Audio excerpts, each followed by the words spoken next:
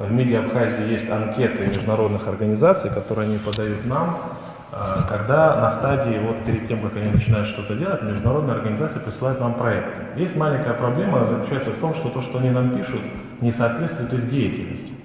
Пишут они нам какие-то размытые формулировки, а при этом, значит, их деятельность совсем другая. Они начинают наших соотечественников вовлекать в какие-то встречи с гражданами Грузии, значит, в третьих странах и так далее. Все это противоречит интересам нашего государства. И если вы сочтете это уместно, мы вам передадим соответствующие материалы. Вы просто посмотрите на анкеты этих международных структур. Вот. А что касается взаимодействия с нашими соотечественниками, международные структуры нас не информируют об этом. Они просто их вовлекают в эту деятельность, потому что им ставят соответствующую задачу. Понимаете?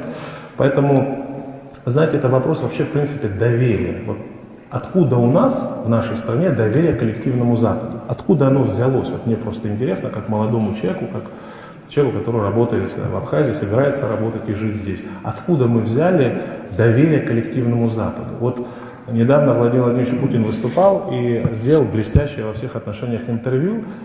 Вкратце оно называется «Хрестоматия. Почему нельзя доверять Западу?». Если Запад врет, обманывает президента ядерной державы, что он будет заботиться о проблеме развития сельского хозяйства у нас в стране, мы что, такие наивные, что ли? Я думаю, что нет.